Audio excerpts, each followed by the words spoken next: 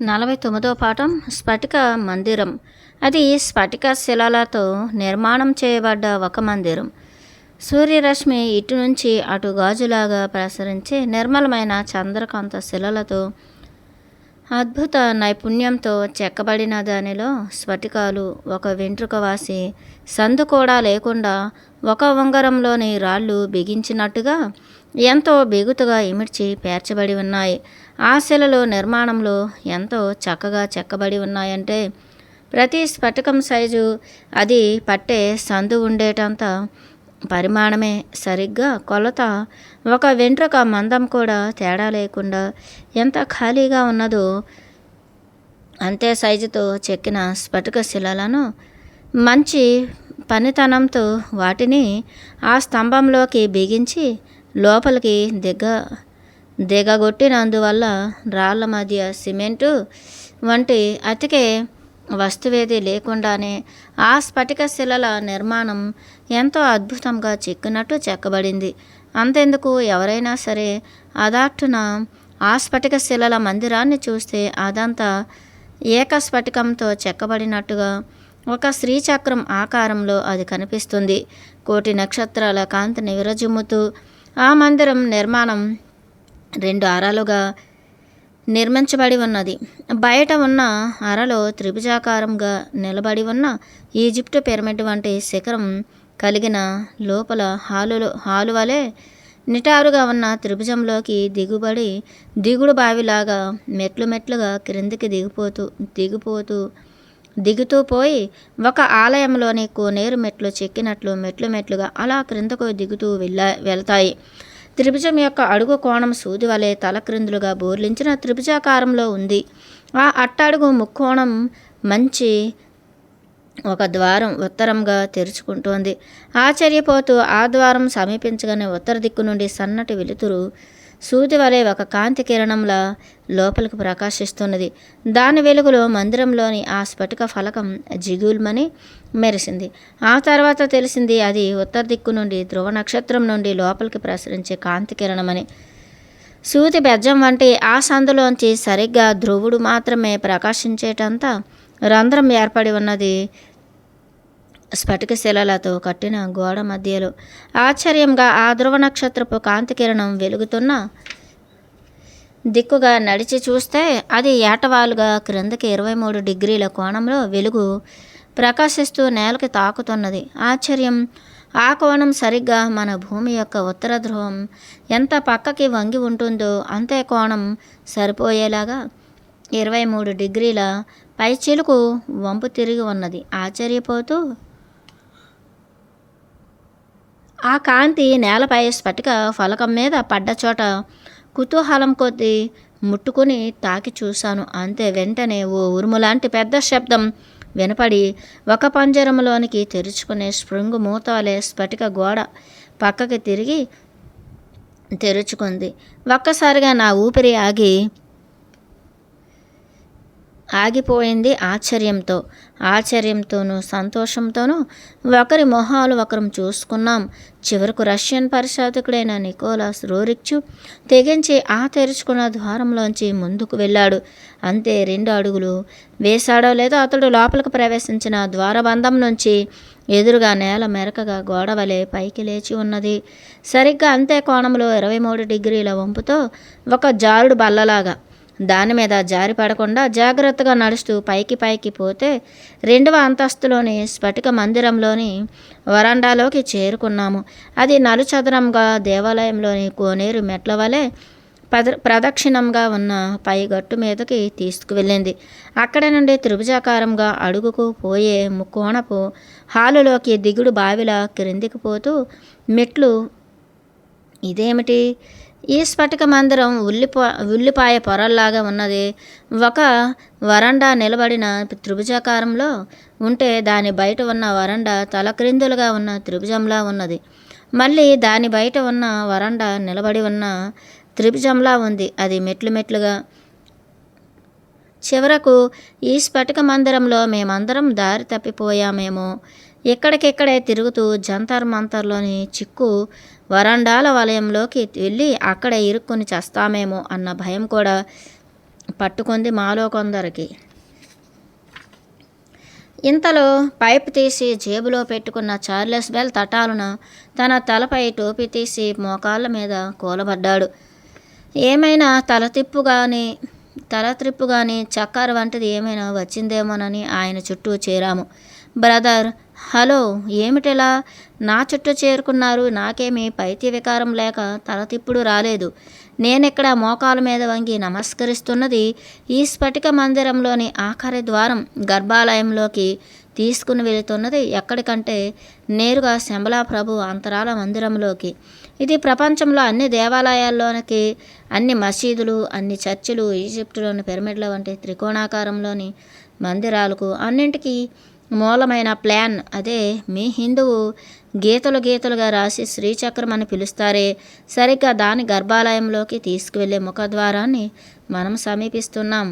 అక్కడ శక్తి తరంగాలు, కరెంటు కాంతి నా మెదడులోని విద్యుత్ శక్తిని అంతా గుంజి జివ్వున ఓ సుడిగుండంలా తిప్పి లాగేస్తున్నాయి ఓ కేంద్ర బిందువులోకి. ఆహా, ఎవరు నిర్మించారో కదా ఈ స్ఫటిక మందిరాన్ని? ప్రపంచంలోని నిగూఢ రహస్యాలన్నీ కలబోసి ఒక్కచోట నిక్షిప్తం చేసి మంత్రశక్తి, తాంత్రికం, యూదుల కబాల, అరబ్బుల అబ్ జద్ అనే అంకెల అక్షరాలు సరిపోయే సంఖ్యాశాస్త్రానికి మాతృకైన విద్య ఇది. ఇవన్నీ కలిపి ఒక ఆకారంలో మూర్తి కట్టి నిర్మించారు. ఇది మన విశ్వానికే మూలమైన ప్లాన్. సృష్టి రహస్యాలన్నీ ఇందులో అమర్చిన సైన్స్ ఫార్ములా వంటిది. శ్రీయంత్ర నగరం అంటూ వంగి తన నుదురు నేల తాకించి 3 సార్లు ప్రణామం చేసినట్టు వంగి తటాలున లేచి నిలబడ్డాడు. నడినెత్తిన ఆకాశంలోకి చూస్తూ మళ్ళీ ఉరుములాంటి శబ్దంతో ఒక తలుపు తెరుచుకుంది. అక్కడ నుంచి నిటారుగా పైకి నిచ్చెన వలె ఏటవాలుగా మెట్లుగా స్ఫటిక ఫలకాలు పేర్చి ఉన్నాయి. ఆ మెట్లు కూడా ఎలా ఉన్నాయంటే, ప్రతి మెట్టు ఎక్కుతుంటే దానిపై మెట్టు వెడల్పు తక్కువ ఉండి అలా చివరి దాకా కోసుగా త్రికోణాకారంలో పైకి చేసిన నిచ్చెనలాగా ఆ మెట్లు గట్టబడి ఉన్నాయి. ఆ పిరమిడ్ వంటి భవనానికి చివర శిరస్థానంలో పైన ఓ నలుపలకల రంధ్రం ఉంది. సరిగ్గా మనిషి మాత్రమే దూరగలిగే సందు. అందులోంచి ఒక మనిషి మాత్రమే పైకి ఎక్కి వెళ్ళగలడు. అలా ఎక్కి పైకి తలదూర్చి తొంగి చూశాడు. మానవుడి కళ్ళు మిరుమిట్లు గొలిపే తెల్లటి కాంతి ఆ పిరమిడ్ శిఖరం మీద కరిగిన వెండితో చేసిన దూది పెంజలా ఉన్నది. జిగేల్మని మెరిసిన ఆ వెలుతురు పుంజం దాన్ని తట్టుకోలేక కళ్ళు తిరిగినట్లే క్షణకాలం స్ఫటిక మందిరం గోడ పట్టుకొని పడిపోకుండా నిలబడవలసి వచ్చింది. చార్లెస్ బెల్ అంతటి వాడికి కూడా చుట్టూరా ప్రదక్షిణంగా ఉన్న నలుపలకల వరండా, పైకి పోయిన కొద్దీ కోసుగా కోణంలో ఓ త్రిభుజంలా కట్టిన గాజు పలకల వంటి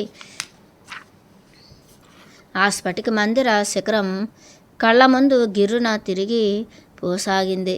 ఇంద్రధనుస్సులోని 7 రంగుల కాంతులు చిమ్మే 1000 సూర్యుల కిరణాల నుంచి భూమి ఆకాశము కలిసే రేఖ చుట్టూరా వెలుగుతూ కుమ్మరి సారెలా తిరిగిపోతున్న కాంతి చక్రం. అది చూడగానే తలక్కున మెరిసింది ఒక ఆలోచన. నాది కాని ఆలోచన. రాశి చక్రం తిరిగిపోతున్నది అని. ఇంతలోనే స్పృహ తప్పిపోయాను. ఏం జరుగుతుందో కూడా నాకు ఏమీ తెలియలేదు. అంతా మైకం. శూన్యంలో కరిగిపోయాను నేను అన్న భావం కూడా. 50వ పాఠం. జీవించే నడిచే శిల చింతామణి. ఆ వజ్రంలో చెక్కిన శ్రీచక్ర మేరు ప్రస్థారం ఒక మరలాగా గుండ్రంగా తిప్పి మూతల తీయగానే వెలువడిన ఆ భూపురంలో, అంటే భూమికి ఉన్న కేంద్రం వంటి పురంలో ఒక గోళాకారంగా పెద్ద పనస కాయ సైజులో ఉన్నది. 1,000,000 సూర్యుల కాంతి, లక్షల చంద్రుల కాంతి కలిసి 1000 కిరణాలతో తేజస్సు విరజిమ్ముతూ అదే చింతామణి అన్న ప్రపంచ ప్రఖ్యాతి పొందిన దివ్య ప్రభావం గల మణి శంబలా ప్రభువు దగ్గర ఉంటుందని అపూర్వమైన మహిమల వర్ణనలతో పురాణాలలో గుర్తుగా చెప్పబడ్డ దివ్యమణి. దానిని చూడడం అనేది ఏ 1,000,000 జన్మల పుణ్య ఫలితమో. అది రసలింగం అనగా గడ్డ కట్టినట్టు ఘనీభవించిన పాదరసాన్ని బంధించేసినట్టు పాదరస బంధంలో సప్తధాతువులు కలిపి తయారు కాబడ్డ ఓ సజీవమైన సాలగ్రామం వంటి మణి. దానికి ఒక పక్క అర్ధచంద్రాకారంలో ముఖం అంటే 2 పెదవులు తెరిచినట్లు సన్నటి ద్వారం ఉంది. ప్రతినిత్యం 5 సేర్ల పాలు దానికి అభిషేకించాలి. తేనె, పచ్చకర్పూరం, కుంకుమ పువ్వు, యాలకుల వంటి దివ్య పూజా వస్తువులతో కలిపిన టెంకాయ నీటిని, తేనెను కలిపి అభిషేక మంత్రాలతో అభిషేకిస్తారు. శివ, విష్ణు, శక్తి వేద మంత్రాలతో సుదర్శన మంత్రం సంపుట చేసి సుదర్శన చక్రార్చన, ఆవరణ పూజలతో శ్రీచక్రార్చన చేసి పూర్తి చేశారు. పురుష సూక్తం, స్త్రీ సూక్తం మొదలైన సస్వరమైన వేద మంత్రాలతో. అప్పుడు జరిగింది ఒక అద్భుతమైన ఆశ్చర్యం. అకస్మాత్తుగా బంగారు పాత్రలో అభిషేకించిన పాల అమృతం బుడబుడమని ఆవు త్రాగి గుటకలు వేస్తున్న శబ్దం కలిగి ఆ పాలన్నీ చింతామణి తాగేసింది. అంటే లోనికి పీల్చుకున్నది. అలా ఒక ముహూర్త కాలం గడిచాక పూజా మందిరంలో మంగళహారతి పుష్పాంజలి ఇచ్చిన తర్వాత గలగలమని పెద్ద శబ్దంతో ఒక జలపాతంలో అభిషేకంలో త్రాగిన పాలన్నీ బయటికి ధారాపాతంగా కక్కి ధారపోసింది.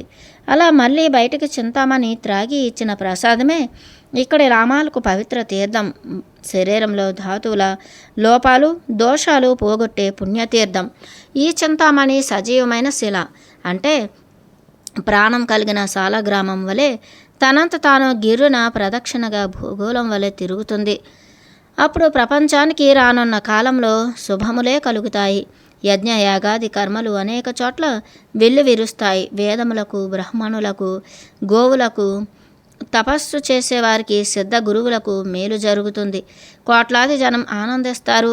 ఒక్కొక్కసారి అది ఎర్రగాను ఉదయిస్తున్న సూర్యునిలాగా, నిప్పు కణికలాగా భయంకరంగా వెలుగుతుంది. అప్పుడు అది చూసేందుకు ఆకాశంలోని అంగారక గ్రహంలాగా ఇటుక రంగు మంటతో ప్రకాశిస్తుంది. అప్పుడు ప్రపంచంలో యుద్ధాలు చెలరేగి బాంబుల వర్షం కురిసి రాజులు నశిస్తారు. కోట్లాది మంది సైనికులు హతమవుతారు. వర్షాలు లేకుండా పోతాయి. కరువు కాటకాలతో ప్రజలు అలమటిస్తారు. మరొకప్పుడు అది నీలంగా మెరుస్తూ శుక్రగ్రహంలా ప్రకాశిస్తుంది. అప్పుడు గొప్ప కళాకారులు జన్మిస్తారు. కాళిదాసు మహాకవి, భవభూతి ఇంగ్లీషు వాడు, షేక్స్పియర్, ఇంకా ఇతర భాషలలో మహాకవులు వంటి వారు, ఆధ్యాత్మిక దృష్టి కలవారు ఎందరో జన్మిస్తారు. ఇంకోసారి అది ఆకుపచ్చ రంగులో మరకతం పచ్చలాగా ప్రకాశిస్తుంది, బుధగ్రహం వలె. అప్పుడు ప్రపంచంలో పంటలు, ఫలపుష్పాలు సమృద్ధిగా ఫలించి చెట్లు, ఆకులు, తోటలు, వ్యవసాయం తంపరగా ఫలితాన్నిస్తాయి. అదే చింతామణి ఇంకోసారి తెల్లగా పూర్ణిమ చంద్రుని వలె వెలుగుతుంది. తలతల మెరిసే చింతామణి అలా చంద్రకాంతితో వెలిగినప్పుడు అదో పెద్ద ముత్యంలాగా వెలిగిపోతుంది కోటి చంద్రుల కాంతితో. అప్పుడు ప్రపంచంలో ఆవులు, దూడలు వృద్ధి పొంది సమృద్ధిగా పాలిస్తాయి. పాడి పంటలు వృద్ధి కావడం జరుగుతుంది. బియ్యము, బార్లీ వంటి తెల్లధాన్యాలు సమృద్ధిగా పండుతాయి. బ్రాహ్మణులకు, పురోహితులకు, మంత్రశాస్త్రవేత్తలకు, యజ్ఞయాగాదులు చేసేవారికి గొప్ప మేలు జరుగుతుంది. ఒక్కోసారి అది లేత పసుపు వర్ణం కలిగిన ముత్యంలాగా ప్రకాశిస్తే అప్పుడు యోగులు, మహాత్ములు, సిద్ధ గురువులు జన్మిస్తారు. ఇంకోసారి నల్లగా తలతల మెరుస్తూ నల్లని చలువరాయిలాగా వెలిగితే ప్రపంచంలో భయంకర వ్యాధులు, ప్లేగు, మారి, మసూచి వంటి వ్యాధులు ప్రజ్వలించి ప్రపంచంలోనే జనాభాను లక్షల్లో పొట్టన పెట్టుకుంటాయి. జనక్షయమవుతుంది. కరువు కాటకాలతో ప్రజలు తిండికి లేక అల్లాడుతారు. వర్షాలు కురవక కాలమేఘాలు కూడా దూది పింజల్లా ఎగిరిపోతాయి. ఇలా ఇది రాబోయే ప్రపంచ భవిష్యత్తును ముందుగానే సూచిస్తుంది. అందుకని దానికి కాలగర్భ చింతామణి అని పేరు.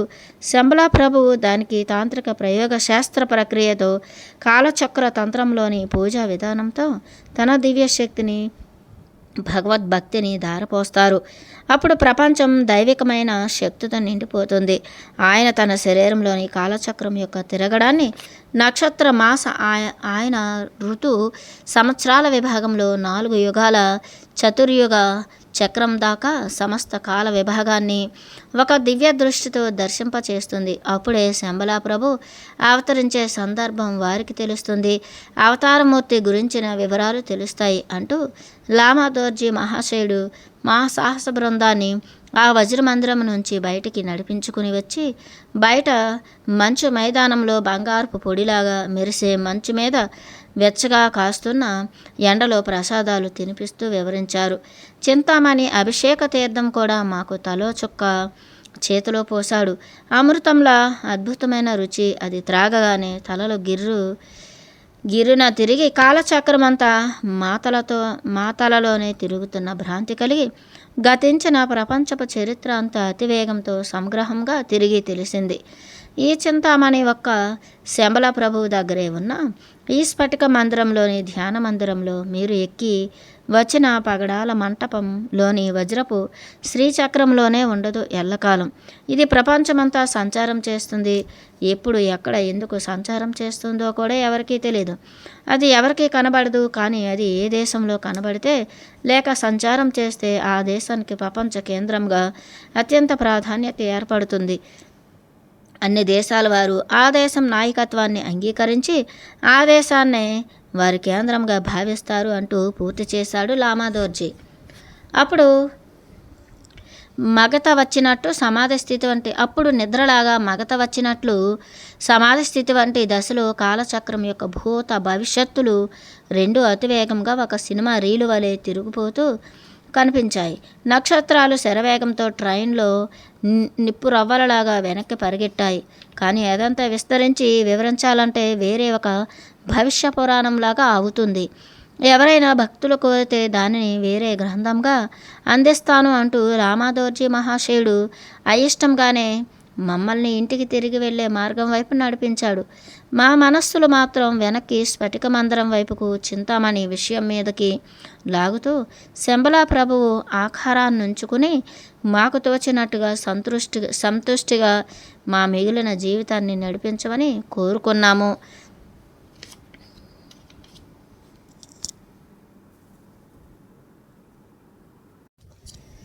51వ పాఠం శ్రీచక్రం అర్థం. గురుదేవ లామ మహాశయ, ఇక్కడ స్ఫటిక మందిరం అడుగున ఉన్న శ్రీచక్రం త్రికోణపు ఆకారంలో స్ఫటిక పర్వతంలో ఉన్న బుద్ధ మందిరంలోని స్ఫటిక శ్రీయంత్రం మేరు ప్రస్తారాన్ని ఇలా త్రిభుజాలుగా అమర్చడంలో ఏదైనా ప్రత్యేకమైన ఆధ్యాత్మిక రహస్యం దాగి ఉన్నదా అంటూ ప్రశ్నించాడు గూఢచారి మహాశయుడు చార్లెస్ బెల్ భయంగానే.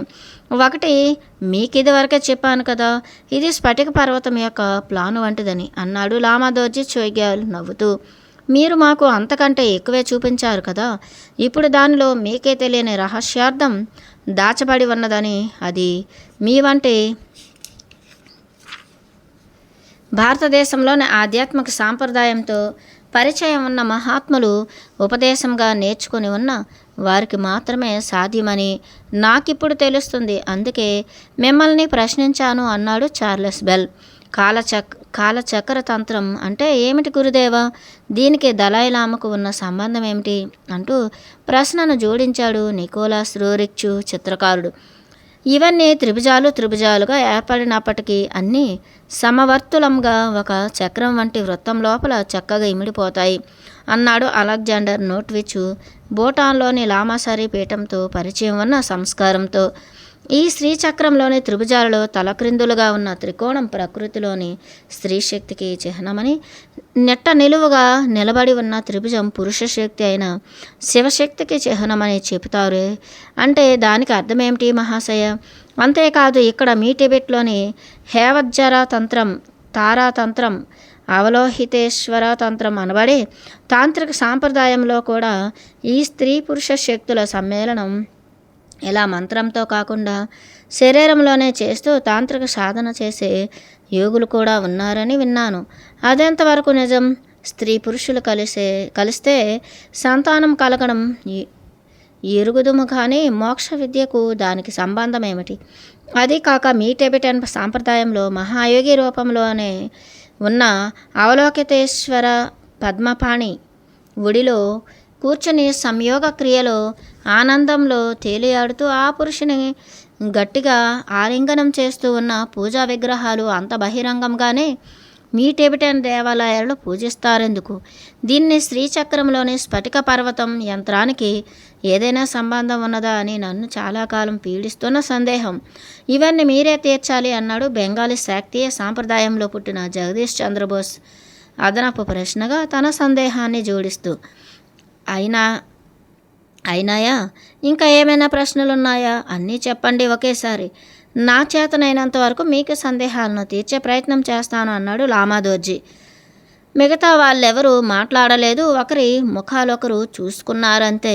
ఇంకా ఎవ్వరివి ప్రశ్నలు లేవని నిర్ధారించుకున్నాక లామాదోర్జీ చోగ్యాల్ తన వివరణాత్మకమైన ప్రవచనాన్ని ఈ విధంగా కొనసాగించాడు. ఈ ప్రపంచం యొక్క తత్వమే ద్వంద్వమైనది. అంటే వెలుగుంటే నీడ, భూమి ఉంటే ఆకాశము, సూర్యుడుంటే చంద్రుడు, పగలుంటే రాత్రి ప్రకృతిలోనే సహజంగా ఏర్పాటు చేయబడి ఉన్నాయి కదా. అంతెందుకు మనలోని వాక్కు అంటే మాట కూడా కింద దవడ పై దవడ, కింద పెదవి పై పెదవి రెండూ లేకుండా శబ్దం పుట్టదు కదా. ఒకవేళ ఏదైనా పేరు ఉచ్చరిస్తే దాని యొక్క అర్థం అంటే దానిలోని ప్రాణం ఉంటేనే కానీ మంత్రం దగ్గర నుంచి మామూలు మాట దాకా ఏది ఏర్పడదు. అంతెందుకు మన చూపు కూడా కంటికి పైరెప్ప కింది రెప్ప రెండు ఉంటేనే కానీ దృష్టి అనేది సాధ్యపడదు. కాబట్టి సృష్టి మొత్తం ద్వంద్వము అనగా రెండుగా ఏర్పడి ఉన్నది. మీరేదో పురుషుడని స్త్రీ అని రకరకాలుగా మాట్లాడుతున్నారే. మన శరీరంలో కుడి ఎడమ భాగాలు ఒకే రకమైన అవయవాలతో ఏర్పడి లేవా? కుడి కన్ను ఎడమ కన్ను, కుడి ముక్కు ఎడమ ముక్కు, అలాగా మనలోని ప్రతిదీ జంటగా ఏర్పడనేవే కదా అనగానే శ్రీనివాస చక్రవర్తి అడ్డు ప్రశ్న వేశాడు. అలా జంటగా లేని అవయవాలు ఉన్నాయి కదా, నాలుక హృదయము వంటివి అన్నాడు నసుగుతున్నట్టుగా. సందేహం ఎందుకు, అడగండి. పురుషలింగము యోని మలద్వారము అని కదా మీ ఉద్దేశ్యం అని భల్లున నవ్వాడు లామా మహేశయుడు. శ్రీనివాస చక్రవర్తి ఒక్కసారిగా చిన్నబోయినట్టు తలదించుకున్నాడు, తన సందేహానికి సిగ్గుపడుతున్నట్టు. దీనిలో సిగ్గుపడవలసినదేమీ లేదు అని మళ్ళీ అందుకొని మీరు చెప్పిన నాలుక పైకెత్తి చూడండి. దాని అడుగున సన్నని ఈనె రావి ఆకులాగా ఏర్పడి ఉన్న దాన్ని చూస్తే మీ నాలుకలో కూడా రెండు భాగాలున్నాయని, జంట కలిసి నాలుక ఏర్పడినదని తెలుస్తుంది. ఇంకా వైద్యులను నడగండి, గుండెలో కుడి ఎడమ భాగాలు ఇలాగే జంటలాగా ఉన్నాయని. ఇక లింగము యోని అడుగున కూడా సన్నని దారంతో కుట్టివేసినట్టు అతుకు ఈ నెల కనిపిస్తుంది. శరీరంలోని రెండు భాగాలు కుడి ఎడమ సగాలు అతికినట్టుగా ఇలా ప్రతి అవయవము జంటగా ఏర్పడి ఉన్నాయి. కిడ్నీలు, జననేంద్రియాలు దగ్గర నుంచి చెవులు దాకా, చేతులు సరే ఇది ప్రతి వైద్యుడికి తెలిసినది. అలా ఎందుకు ఏర్పడి ఉన్నాయని ఆలోచించలేరు. ఎందుకంటే ఈ శరీరం ఎందుకు నిర్మాణం కాబడిందో, అట్టి భగవత్ సంకల్పం ఏమిటో ఆలోచించే తీరిక, ఓపిక లేదు. తెలుసుకుందామన్న శ్రద్ధ కూడా లేదు. కానీ అలా ఎందుకు ఏర్పడింది అని ఆలోచిస్తే ఈ సృష్టిలో ప్రతిదీ ద్వంద్వము అనగా రెండింటితో ఏర్పడింది అని తెలుస్తుంది. యోగ శాస్త్రంలో కుడి ముక్కుతో పీల్చే శ్వాస సూర్యనాడి అని, ఎడమ ముక్కుతో పీల్చే శ్వాస చంద్రనాడి అని, శరీరాన్ని అది చల్లబరుస్తుంది అని, ఈ రెండింటికి మధ్య ఉండే సుషుమ్నా నాడి మాత్రమే బ్రహ్మజ్ఞానానికి సంబంధించిన కుండలిని శక్తి మేల్కొని నిద్రలేచేలా చేస్తుందని తెలుస్తుంది. ఇప్పుడు ఇంకొక రహస్యం చెబుతాను. ప్రపంచంలో అన్నీ జంటలతో ఏర్పడి ఉన్నాయని కదా చెప్పాను.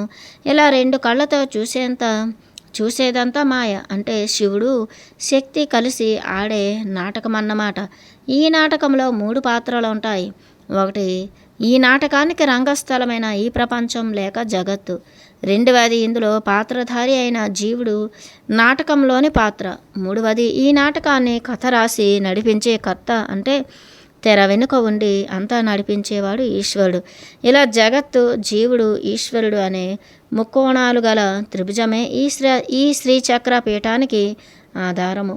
దీన్ని తిరిగేసి తలక్రిందులుగా ఉండే త్రిభుజమే సృష్టి, స్థితి, సంహారం అనబడే పుట్టుట, పెరుగుట, నశించుట కాలచక్రంలోని 3 శక్తుల సూచిక.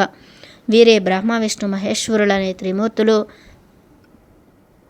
ఓంకారాన్ని విడగొడితే వచ్చే 3 అక్షరాలకు అకార, ఉకార, మకారములనే త్రివృత్ అనే ఓంకారము. ఇవే మనలోని నిద్ర, మెలకువ, యోగజ్ఞానం అనబడే 3 శక్తులకు అధిపతులు. వీటి కలయికయే శ్రీచక్రము. ఇకపోతే ఈ కాలచక్రం ఎలాగో చెబుతాను వినండి. ఈ శ్రీచక్రంలో 14 త్రికోణాలు ఏర్పడి ఉన్నాయి. ఇవి మాసంలోని 14 తిథులు. అలానే ఒక సృష్టిలోని బ్రహ్మకల్పంలోని 14 మనువులకు ప్రతీకలైన శక్తులు. దీని లోపల త్రిభుజాలలో ప్రతి త్రిభుజాలు కలిగిన దశకోణములు.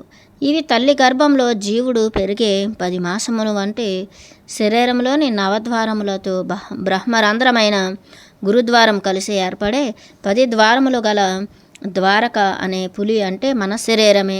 ఇందులో ఉండే జీవుడే ద్వారకాధీశుడు అంటే పరమాత్ముడు. శరీరంలో బంధించబడి పుట్టాడు కనుక జైలులో పుట్టిన శ్రీకృష్ణుడు అన్ని కర్మబంధాలలో ఉండి ముక్తి పొందాక జైలులో పుట్టిన శ్రీకృష్ణ ప్రభువే కల్కి భగవానుడిగా శంబలాలో అవతరిస్తాడు. దాని లోపల 9 త్రిభుజములు గర్భంలో జీవుడు పెరిగి నవమాసములు ప్రకృతిలోని నవదుర్గలు అనబడే నవగ్రహాల శక్తులు బయట కాలాన్ని కొలిచి 9 అంకెలుగా సంఖ్యగా ఏర్పడిన సాంఖ్యము. 10 స్త్రీ సంఖ్య, 9 పురుష సంఖ్య అనుకుంటే 9 మాసాల్లో సూర్యుని గతి వల్ల లెక్కించబడే కాలంలో 10 చంద్రమాసాలు జీవుడు తల్లి గర్భంలో పెరిగి జన్మించే కాలం. దశావతాల రహస్యము. వీటన్నింటికీ లోపల ఉండే తలక్రిందులు త్రిభుజం ప్రతి జంతువుకి, మనిషికి, చెట్టుకి జన్మనిచ్చే తల్లి గర్భం అనబడే మాతృమూర్తి అయిన ప్రకృతి శక్తికి చిహ్నం. కానీ ఎంతటి మాతృమూర్తి అయినా తనంతట తానే గర్భవతి కాలేదు కదా. కనుక ప్రకృతికి భర్త అయిన పురుషుడు ఆమె గర్భంలోనే కుమారుడిగా జన్మించే బిందువు శ్రీచక్రంలోని కేంద్రంలోని గుండ్రని వృత్తాకారంలోని బిందు ప్రస్తారం. అదే పెరిగి మేరు ప్రస్తారం. శ్రీచక్రం పైన ముక్కోణాలు కలిగిన సూది మొనవలే ఆలయ శిఖరం పరబ్రహ్మస్థానం. అనగా తానొక్కడే అయిన పరబ్రహ్మ పరమాత్ముడు పీల్చిన శ్వాస వలె 2 విధాలుగా లోపలికి పీల్చే శ్వాసను బయటకు విడిచిపెట్టే నిశ్వాసములే వలె సృష్టి పరలయములు, జనన మరణములు స్త్రీ పురుషులుగా ఈ జగత్తునే లీలా నాటకాలుగా నడిపించేదే ఈ శ్రీచక్రం. ఇదంతా ఆనందం, ప్రేమ, మమకారం, ఆత్మీయత అనబడే పరమాత్మ యొక్క మృత వర్షం యొక్క ప్రతిఫలమే. పరమాత్మ యొక్క అమృత వర్షం యొక్క ప్రతిఫలమే. అందువల్ల జీవుడు తల్లిదండ్రుల యొక్క ఆనందంలోనే గర్భస్థుడవుతాడు. బిడ్డగా తల్లిదండ్రులకు ఆనందమిస్తాడు, బిడ్డగా భర్తగా భార్యకు ఆనందమిస్తాడు. చివరగా తనలోనే ఆనందం అనుభవిస్తూ ఆ ఆనందంలోనే లీనమైపోతాడు. కనుక ఆనందం అనే సముద్రంలో కెరటం వలె ఆనందలహరి అనేది శ్రీచక్రం. ఆనందలహరి అనేది ఈ శ్రీచక్రం. అర్థం తెలిసిన వారికి ఇంతకంటే వివరణ అక్కరలేదు. తెలియని వారికి ఎంత వివరణ ఇచ్చినా అర్థం అవ్వదు. ఈ త్రిభుజాల మాట చెప్పారు గురుదేవా, అద్భుతంగా ఉంది. దీని చుట్టూ ఏర్పడి ఉన్న తామర రేకులు వంటి పద్మాలు, దాని చుట్టూరా ఉన్న దళాల గురించి చెప్పండి అన్నాడు శ్రీనివాస చక్రవర్తి. ఏమన్నది? ఈ త్రిభుజాలకి బయట తామర పువ్వు బొడ్డులాగా గుండ్రని వృత్తం పీఠంలా ఉన్నది. దానికి అష్టదళ పద్మం అనే 8 రేఖలు గల పరమాత్మ ప్రకృతి లేక పరాప్రకృతి, లక్ష్మీ, పార్వతి, సరస్వతి అని ఏ పరాప్రకృతిని పిలుస్తారో దాని యొక్క 8 భాగాలు. అవి ఏవంటే పంచభూతాలు అంటే భూమి, జలం, అగ్ని, వాయువు, ఆకాశము, మనస్సు, ఆత్మ, ప్రాణము అన్న 8 తత్వములు కలిస్తేనే జీవుడు ఏర్పడుతాడు అనే ఈ అష్టదళ పద్మము. ఇందులోని ప్రతి ఒక్క దళము అష్టలక్ష్ములు అనబడే ప్రకృతి యొక్క శక్తులు. ఆనందలక్ష్మి, సంతానలక్ష్మి, సామ్రాజ్యలక్ష్మి, ధ్యానలక్ష్మి, ధాన్యలక్ష్మి, ధైర్యలక్ష్మి అంటూ మీ దేవాలయంలో ప్రతిష్ఠించే అష్టలక్ష్ములు సూచించే ఈ అష్టదళ పద్మంలో 8 రేఖలు. దీనిపైన ఉండేదే చక్రంలో 16 దళాలు గల షోడశ దళ పద్మం. ఇది పరిపూర్ణమైన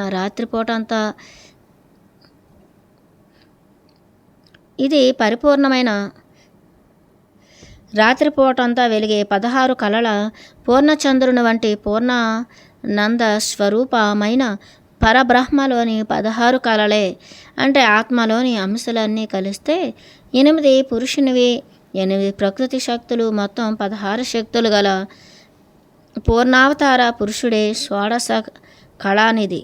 ఆయనయే పూర్ణావతారుడు.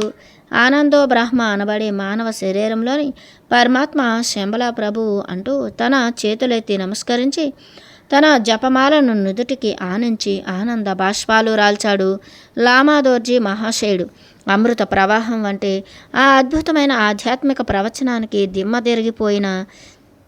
దిమ్మెరపోయిన మా సాహసయాత్రా బృందం మాట పలుకు లేకుండా అలా స్తంభించిపోయాం.